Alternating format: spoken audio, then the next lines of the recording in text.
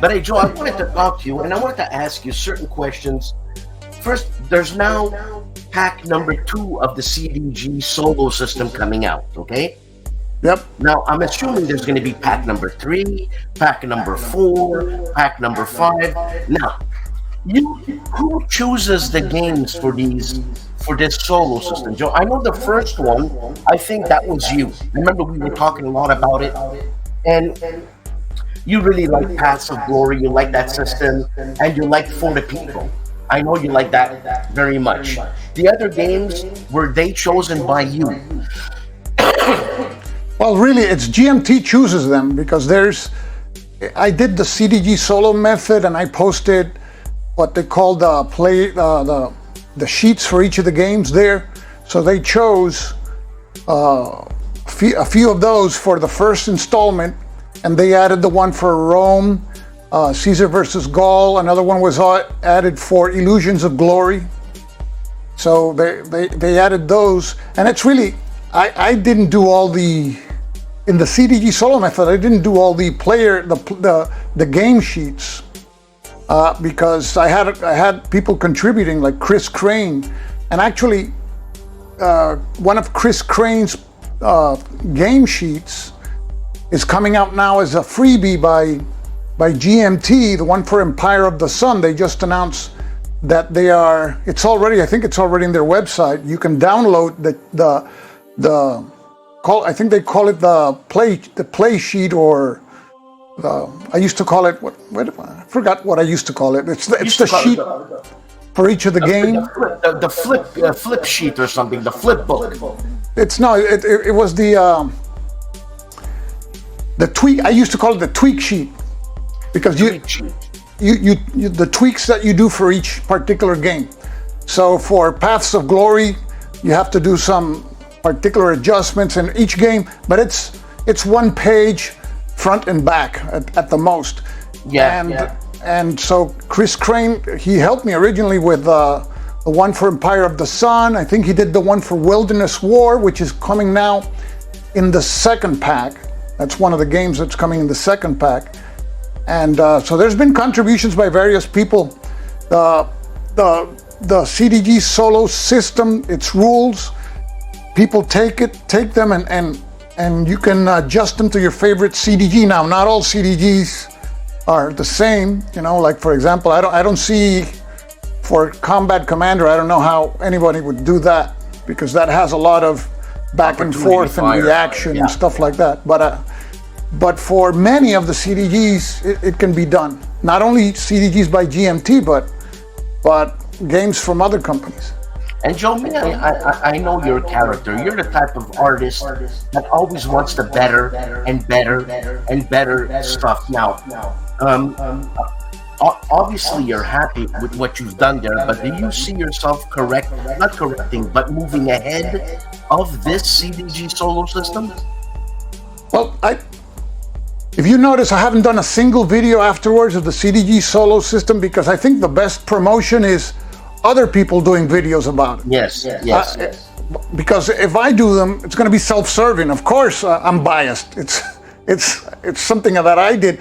So I really have a great sense of enjoyment when I see somebody. It doesn't have to be a video. It can be posting on Facebook somewhere. I'm playing Caesar Rome versus Gaul with the CDG solo system, and I'm having a blast. I mean, the whole idea behind this, it's really, when you boil it down, and it's called the CDG solo system, but it's really a card selection mechanism that adds uncertainty to the selection of cards of the active side as well as the inactive side. So there can be games that are not CDGs that use cards. You may use it also to create uncertainty. And what it really does, it's not the same gaming experience face to face. No. But when you play with all cards face up, it's not the same experience as face to face anyway. So what it creates is, it creates tension and uncertainty and interest, which will keep you engaged and have you play the game. Then you get to know the cards, so that when you play with somebody face to face, you have a fighting chance. Because in CDGs, if you don't know what cards are can be in the other player's hands and what they can do, well, that's half of the game is the cards.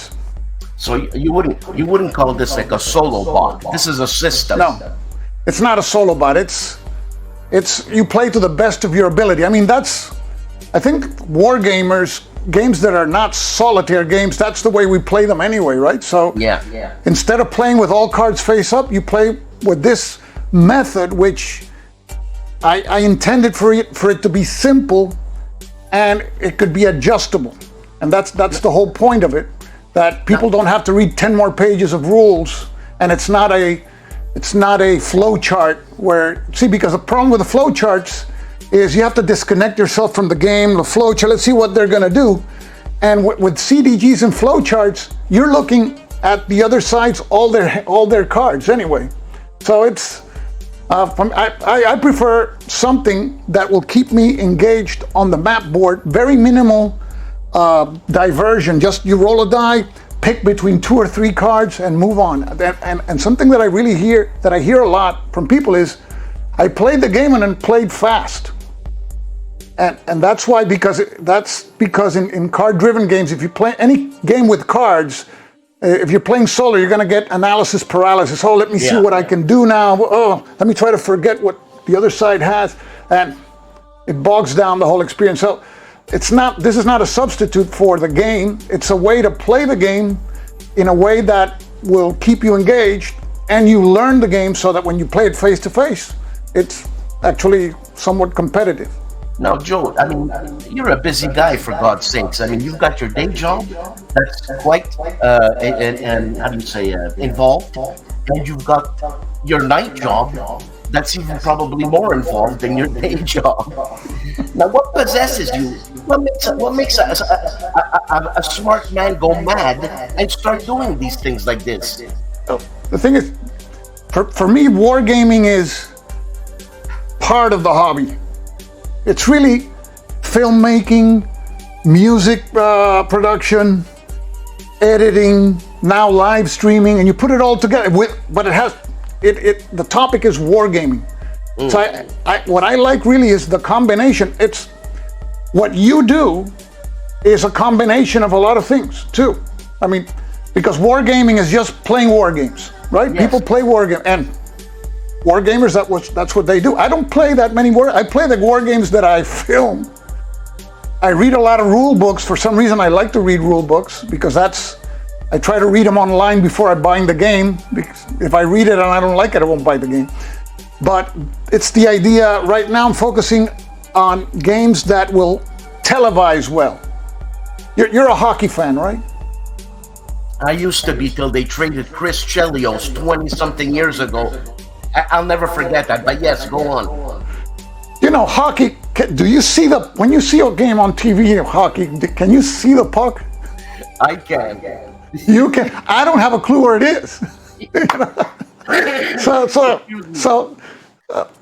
But the same thing happens with war games, like these games that have huge stacks, and they always cover the map in the most critical area. And then you're wondering, is there a town there or not?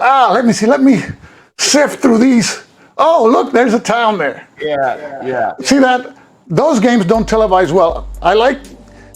Now I'm focusing on games that televise well, because I think you can do a good playthrough videos, which is what I enjoy most doing is a playthrough video. I like to do a lot of kind of videos, and I think there's a lot of variety of videos that can be done. The other day I did a setup video, which I just set up the game, and it was a live setup, and it took like an hour, and it was pretty good. Holy moly, I think the people liked it. What game were you setting up for an hour? The one that I have here, the Assault on Gallipoli, which I'm filming a playthrough, which is this one here. This is Assault on Gallipoli, and this is a game made in Australia, Australian designer. What takes an hour to set up there? It's minimum counters. Well, yeah, but it's some more involved. It's a setup and saying why we're setting up here, and what are the victory conditions, and what are the objectives. So it's not just I'm setting it up and setting it up. And there's a lot of showing the different kinds of units and stuff like that. And I think that can be interesting. Just setting up a game, people may catch, you know, whether they are interested in the game, they may find it interesting or not. I think it's something different. I like to try things that are different, and that's why I've been experimenting this year with that. But really, this year, you probably noticed I haven't done a lot of videos. I've done very few videos this year, and the reason is I've been changing a lot of things. I changed the editing program, which is now DaVinci Resolve, which has a learning curve, but boy, it's worth it. It's wonderful. Yeah, you told me that. And then I've been you know what, OCS, right? Operational Combat System. So I play with OBS, Open Broadcast System, and that is a huge. That's obvious. It's a free platform, but it is involved. But you learn and you build upon, and then you can do a lot of stuff. Which, if you want, I can show you some of the stuff that can be done. Because what my idea with playthroughs is that I want to be able to do them very quickly and with the same quality, but very quickly. And then I want to do live videos that incorporate the production values of an edited video, and they can be done, which I'm going to show you some of those here. There's a lot of things live that can be done really nice. I mean, it's so yes, go ahead, Joe. Go ahead. Show us some stuff, man. Okay. So this is right. This is the map for Assault on Gallipoli, and I have my camera. This is all Duce with one camera, just one camera. Let me get this out of the way. I don't have anything else but this camera. So here you see the camera, and I'm moving it around, right? Yeah. And usually what I do is I freeze the camera somewhere, and then I can unfreeze it somewhere else, and I can talk to you about those ships there, right? But maybe the ships are too far away, so I can close in quickly. So there you have the ships closing in. The software that I use has also 3 zooms, so I can even zoom in more if I needed to, like that. And see, you have those 3 ships there, but let's say that the top ship just fired, so we flip it. And there you see the ship is flipped, so let's flip it back to where it was. So there you have it. And for example, hold on a second, Joe. Are you doing that live right now? Yeah, of course. Let me show you. Let me put the camera in the live camera. What I do is I freeze the action. So I push the freeze button, and while it's frozen, I do this. Then I unfreeze it, and then you see that. So let me do that again. And the cool thing is, I've assigned everything to one button, so I don't have to be looking around for the button. So let's say that the top and the second one also fired. You had the second one fired. Hell, what the hell? The third one wanted to join in and fired also. Okay. So now at the end of the turn, they're all refreshed. See? There you go. And it's funny, I don't see like the clipping of the camera, the unfreezing or the freezing. It's very clean. Yes, there's a what is called, there's a dissolve transition that is applied. Usually, see, the thing is, you do editing. You apply transitions to your video clips. Yes. And one of the transitions, a classic one, is the dissolve, where one vanishes and the other one appears. Yeah. So now I can do it live because I'm applying, what I'm doing is I'm freezing what it's calling OBS a scene, so it stays frozen. I remove something, or I move something, and then I take another frozen scene, but I apply a transition in between.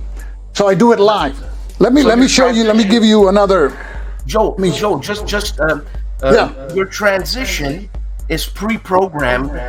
For that ahead of time, is that right? It's programmed here. Let me just show you something here so you can see. You probably appreciate. Let me take the camera off so you can.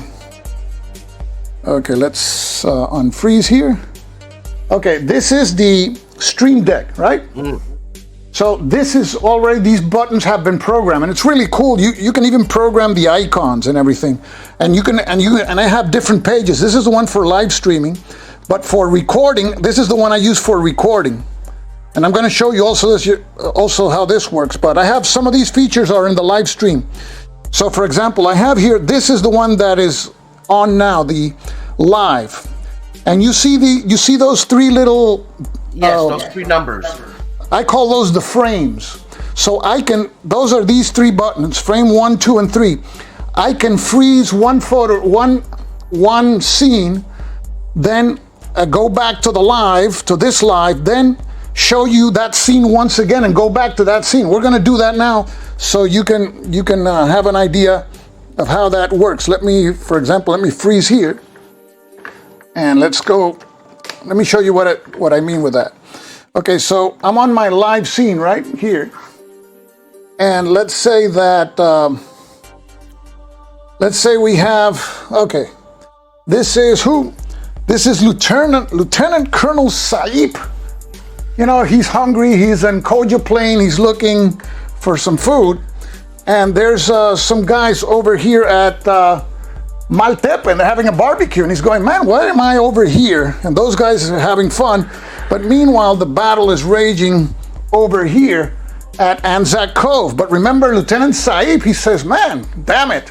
These people are having a barbecue over here, and I have to have been sent over to go to the battle over here. You see? Now I can insert a live camera here, and I can show you this here. And we can do this, move the camera around, and I can go back to Lieutenant Saip again. Now I can clear those 3 frames.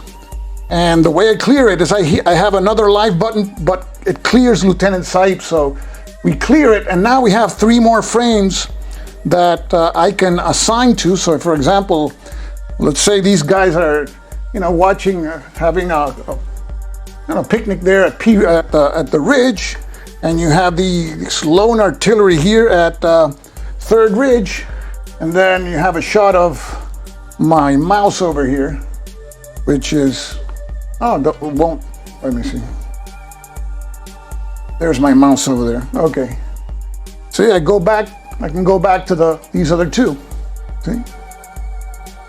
And how many cameras in your setup? 1. It's 1 camera. Hold on, that's 1 camera. Yeah, the only camera I have is this one here, which is the iPhone that I have attached to the base down here. It's just 1 camera.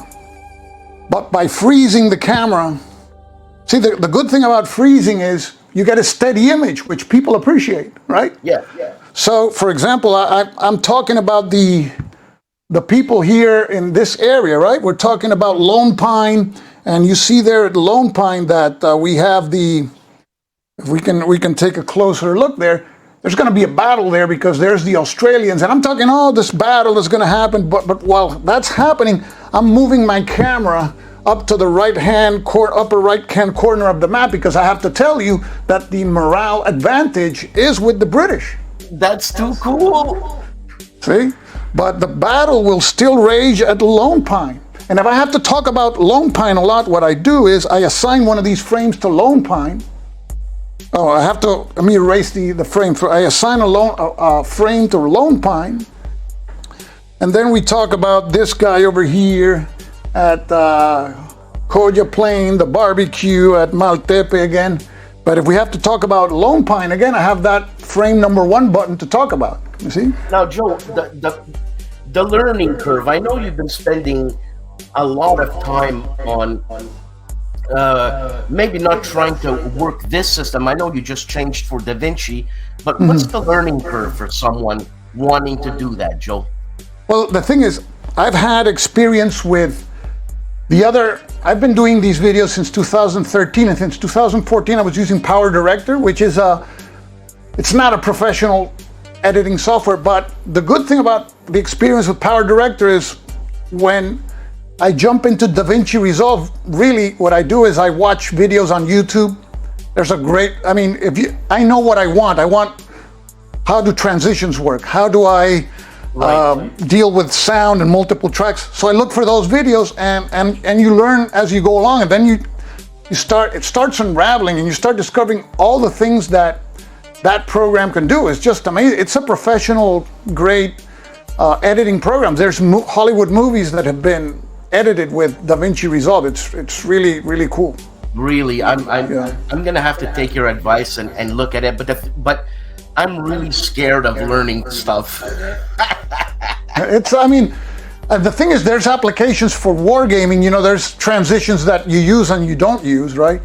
But let me show you this thing that, for example, I integrated a panning live, right? You like the panning motion from when you have to talk a lot of BS, and now we have to talk about these 11 modifiers, you know, and then there's the modifier, you know, the Turks are going to receive a +1 modifier in this turn because they're getting, you know, their food or whatever. So you have that panning motion. That's done automatically. See, I don't have to do it in the editing process.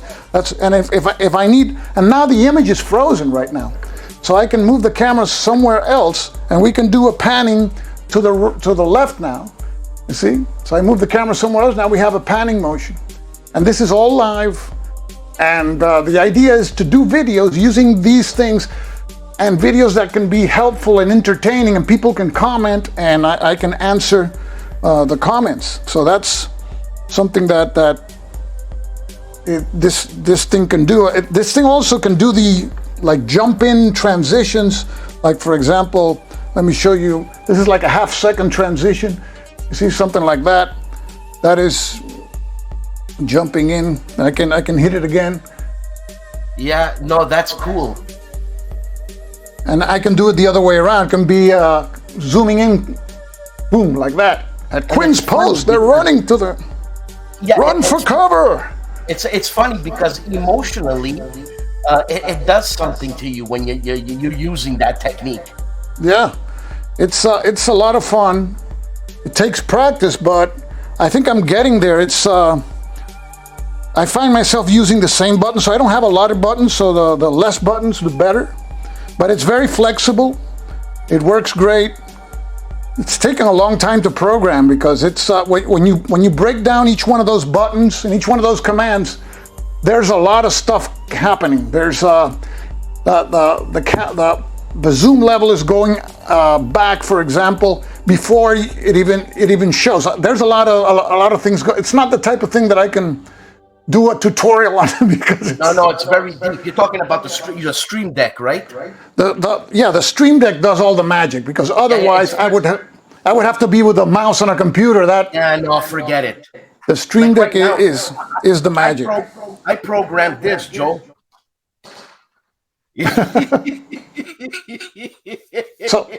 So what I'm doing, I can share screen here, right? Let me see. See, the thing also is with this in the recording, I'm using stop motion. Let me put it here. Okay, let's go to the recording page here. Okay, let me take the camera out so you can see this. Okay. So the video I'm recording now has this. You see these buttons here, right? Okay. Yeah.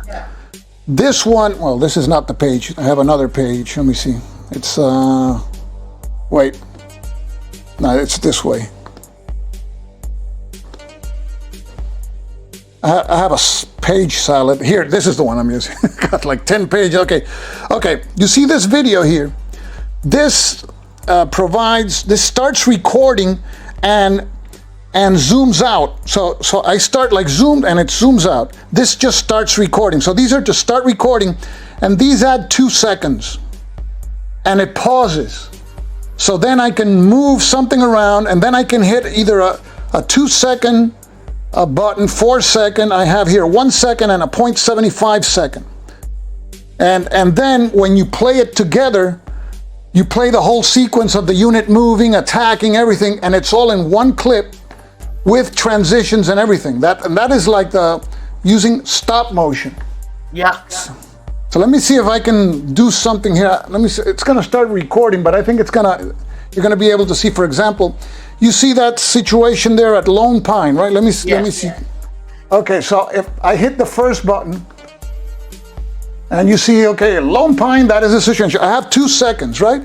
And then let's say that the Turks are eliminated. So now I add another 2-second clip. So the Turks are eliminated, and the guys at Lone Pine, they start going crazy and celebrating, right? So they get on the victory cube and they start dancing and whatever, and they do a lot of crazy stuff and they jump back again. And then for some reason the Turks resuscitate and we place them back there again for 2 seconds. And then I end the clip. Now I end that clip. So that was like a 5-second clip, right? Yeah.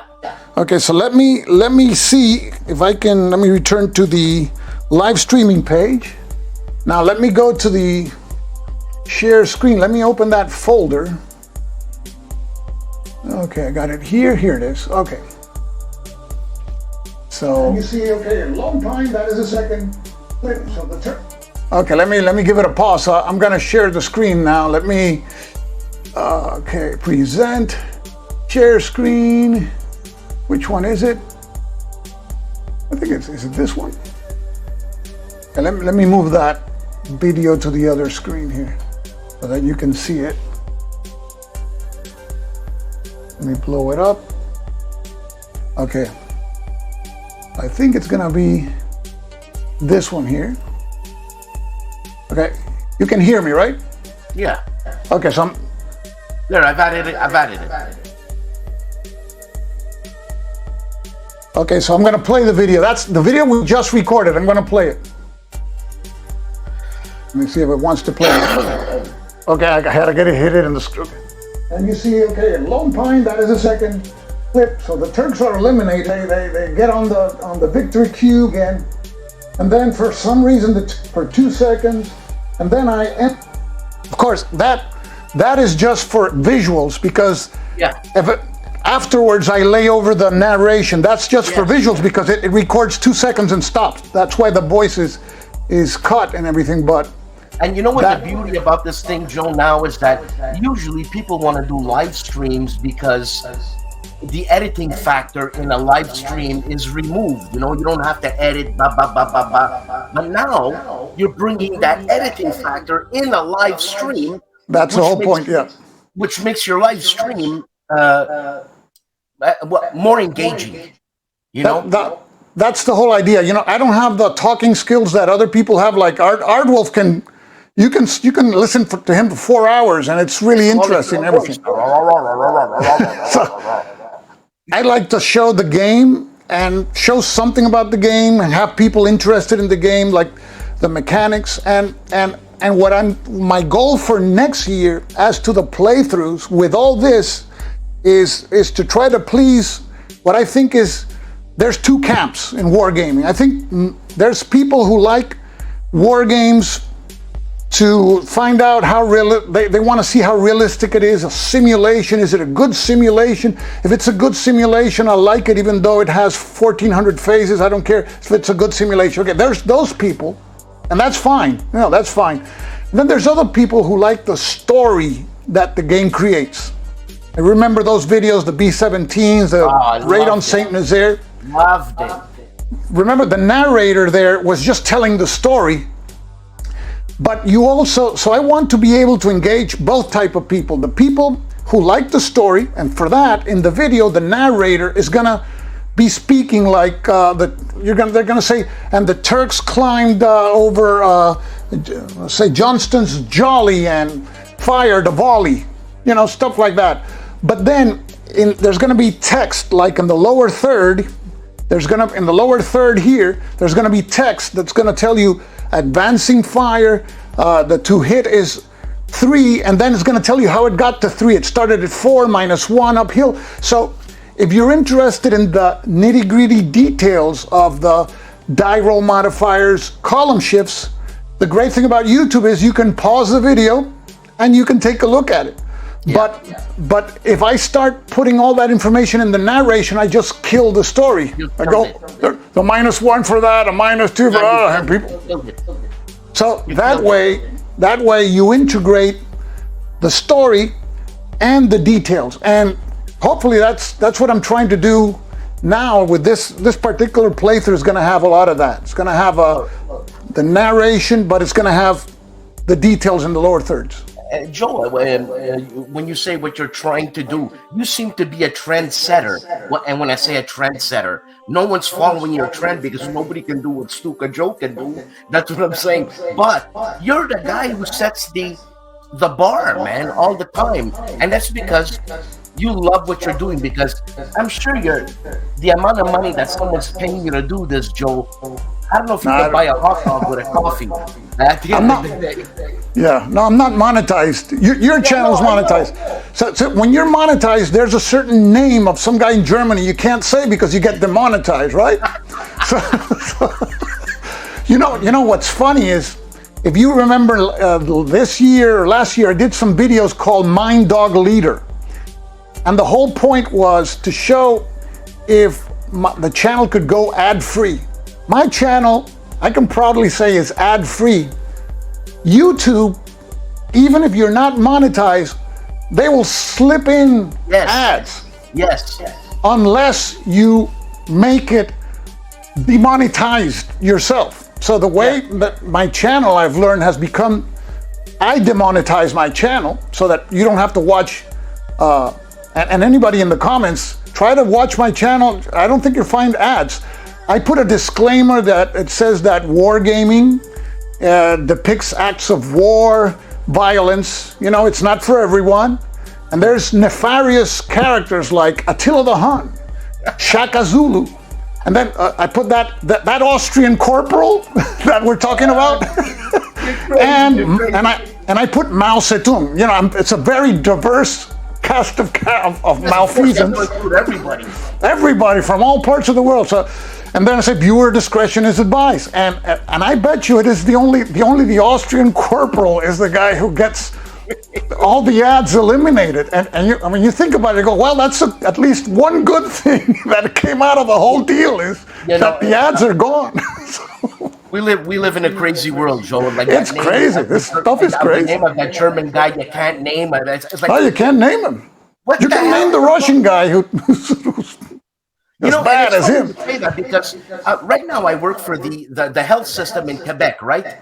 And in Quebec, the Aboriginal issue, Joe, nice. You can't say anything. No, you can't say. I can't believe that I have to take what they call here is Aboriginal sensitivity. Hold on a second. I would just treat everybody normally. Why do I have to be sensitive to one group and not sensitive? What's the matter with you? Just treat people like people. Joe, please don't get me started. Joe, stop it. Stop it. History is history, and what happened. And if you're going to play a game that's based on history, the least you can do is try to be respectful to history. Yes, so learn if from it's it.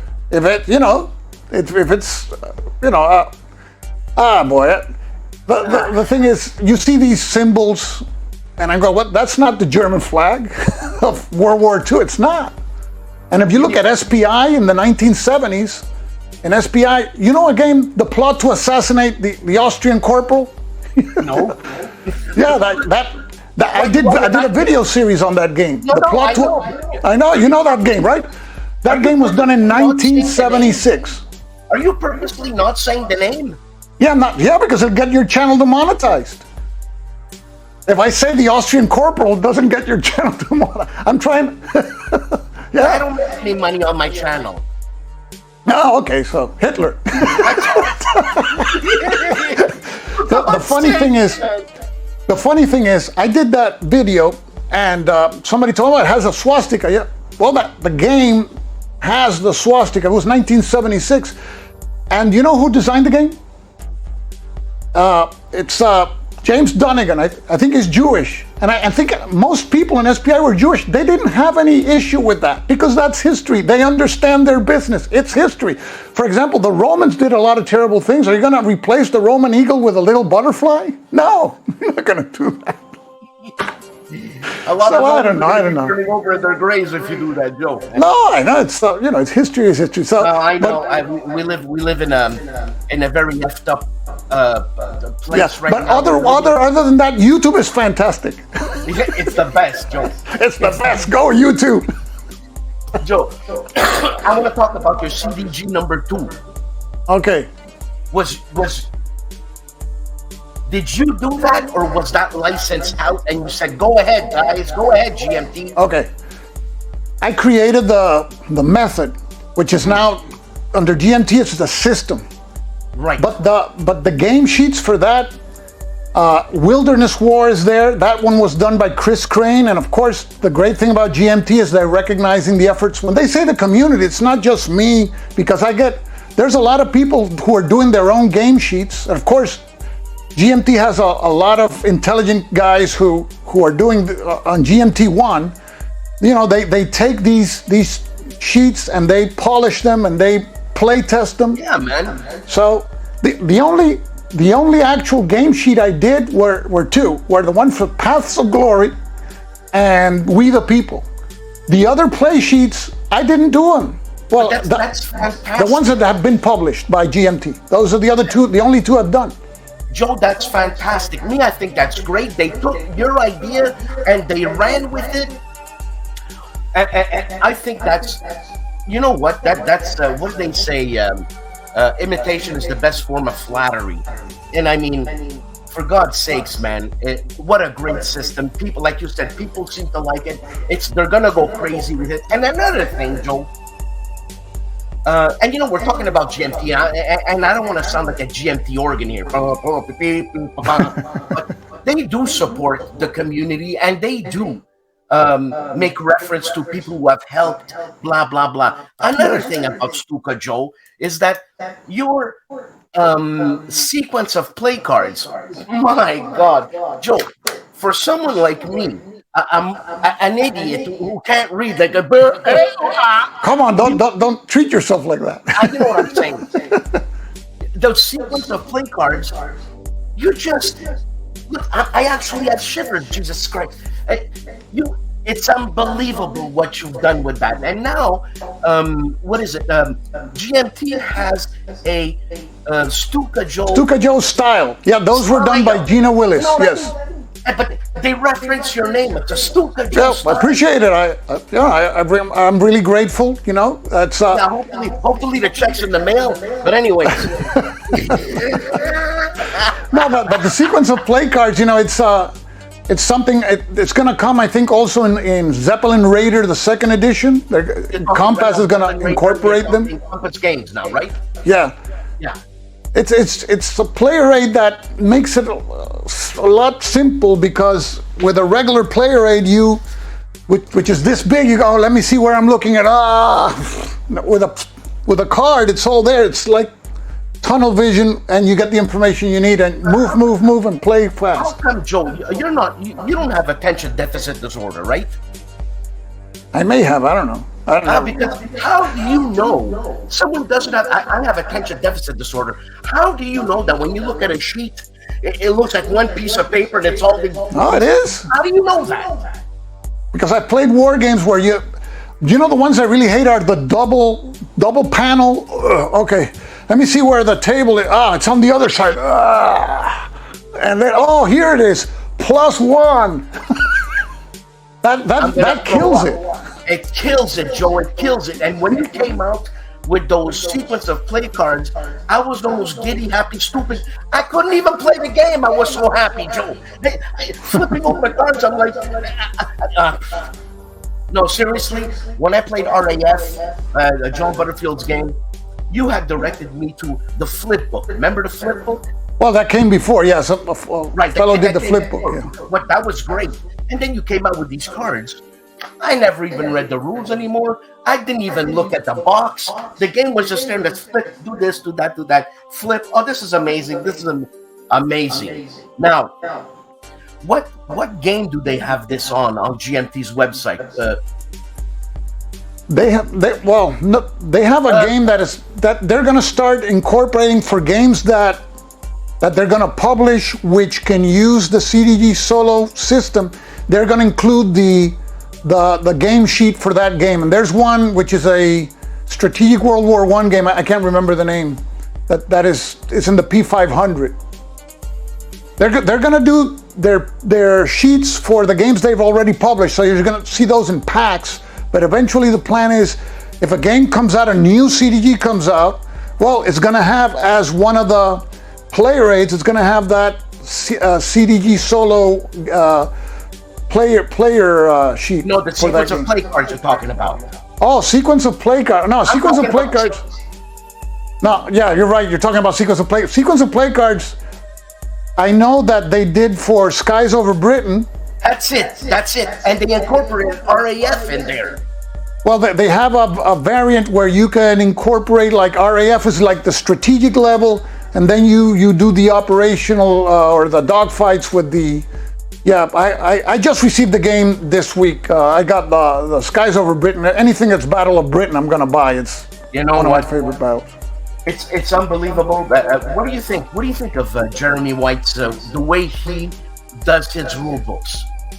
Well, I haven't played any of his games. I have them all, but I haven't played. I have to play them. And the thing is that if I play them, I want to film them. So it's one of my goals this year is to get into the more meatier games, because now I think I have the tools necessary so that it's not just me playing and you're looking and you don't know what's happening. It's playing and giving out information and the narrative. So I want to get into those. I like that Dam Buster game. I've really been interested. I was like, Joe, if I can suggest a game that has a great narrative, it would be a great filming thing. Yeah. Would be enemy coast ahead type.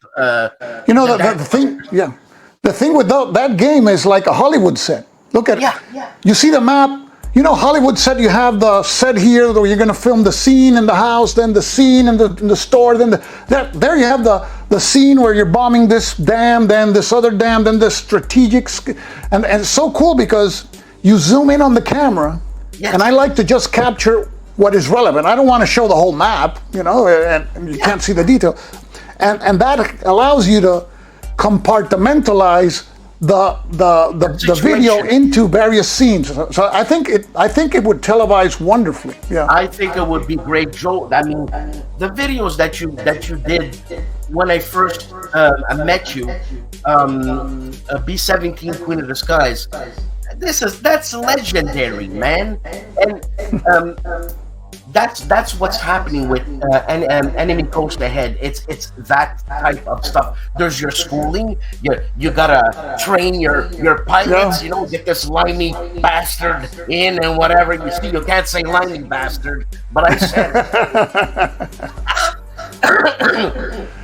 It's great. And it's great. And I think with your system that you're doing now, the camera thing. It's really exciting. I know it's incredibly time consuming, but Joe, all we have is time, eh? Yeah, but the thing is, I decided this year that I was gonna dedicate myself to getting all these technical aspects down and running, and they are actually. They're very streamlined now. So now I'm working on my workflow. You know what I actually do now is I play the game. I'm not narrating or anything, playing the game and filming it while I play, but I'm playing it. Yet in the old times, I was playing and narrating at the same time, and if I misspoke, I would have to go again and go again, and it would get tired. So now I just play it while I'm filming, then I add the text, and at the end I add the narrator, and so it's a lot easier, and I think it's more enjoyable. It's very exciting, Joe, because you do make, as far as I'm concerned, the best videos. But there's another guy really right behind you who took the old Stuka Joe and kept it going, and that's Poindexter Games. You ever check that guy out? Yeah, checked him out. He does great productions, yes. That's the old Stuka Joe. He stayed there. He does incredible videos too, yeah. He does. Well, Joe, are there any other sequence of play cards that you're working on right now? You got time to work on anything? Well, I'm working on some, but it's going to take a little while. Somebody asked me to do for RAF for the 2-player version, and I said, well, okay, I'll do it, but it's going to take a little time for that. Now, what I'll be going to the Bellota Con. This is another thing. You're going to have the first here for this. Let me show you this thing here, because this is something that. Is that a dirty bomb? No, this is, let me, look, yeah, I think I'm going to have problems at the airport with this thing. Okay, we're going to blow up the house right now, okay? Tense, no. Okay, This is the YOLO box. Okay, let me turn it on. So let me see if it turns on. I think it still has battery, you see? Okay, this is a switcher, encoder. This is everything. Portable. And I'm gonna take it to the Bellota Con. And let me put, just to give you an idea, this is, you see there, okay, so here, for example, I'll be able to stream to YouTube. So let's say I hit this here, I could live stream to YouTube, but just to give you an idea, I put it on the media mode. See, I don't have anything connected now, but what I would do is I would have a cell phone. Well, this is one of my other iPhones, right? And it's all Bluetooth? It's all Bluetooth? No, well, no, yeah, well, you can use Wi-Fi, but it's not it's better to connect it. I would connect it with a cable. Yeah, I got you. So this, I have to work on let me see, where's the, getting Uber Eats, God damn it. Hey, my monetization. Darn it. Wait a second, let me get it out again. Austrian Corporal. Austrian Corporal. Let me get the magic cable that is around here somewhere. Okay, so let me just show you what I'm doing. So this is the camera, right? I connect it uses, I have to use this cable because it converts it to HDMI. Yes. And then the HDMI, I plug it over here. Okay, and now I'm supposed to, you see it down there? Yeah. So now if we're live, I hit that button and it would be broadcasting there. You see? Here, what I plan to do is I'm gonna have my iPhone here, and this is the idea of this thing is I can put it on a table and show the game like this. I can film the game, very smooth.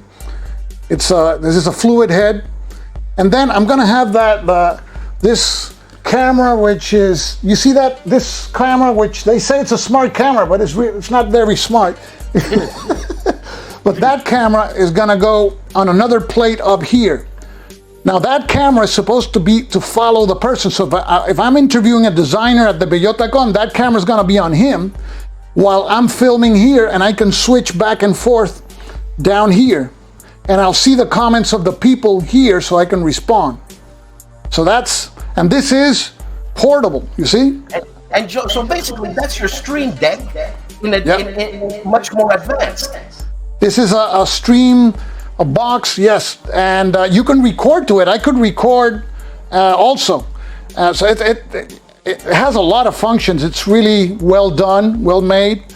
And I'm getting like straps so I can hang it from my neck here so it doesn't fall or anything, but it weighs like 3 or 4, I think like 5 pounds. So I've been lifting weights for this, but it's very excited because it's something that I want to use for, see the camera, smart camera is not that smart. See, it's over here now. Yeah.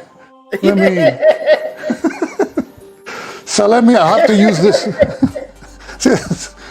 This camera didn't go to school. So let me see if I can change it to the selfie cam here. Here you go. Okay. Yeah.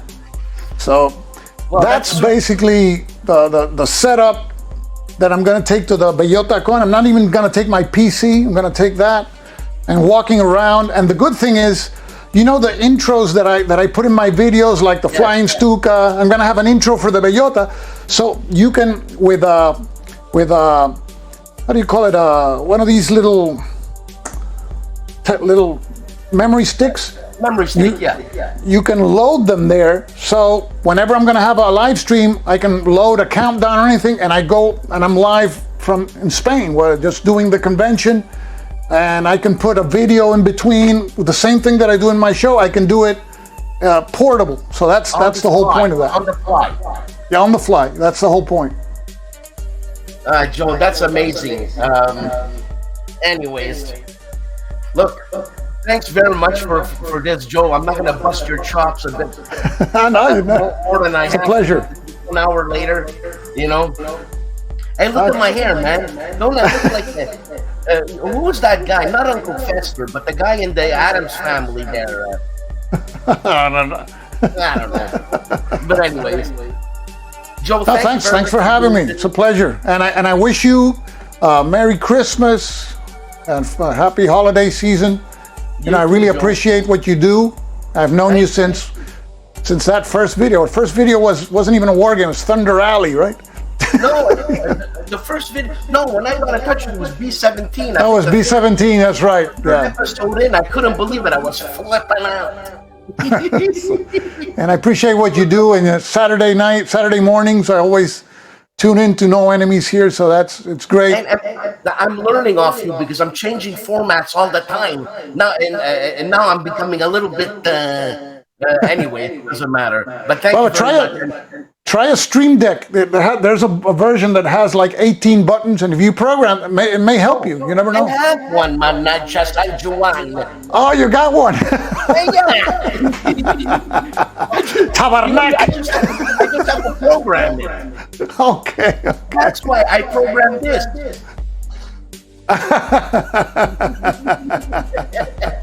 Okay, got it. Joe, don't leave. Don't leave. Okay. Okay, I'll see you, man. Okay, take care, man. Thanks.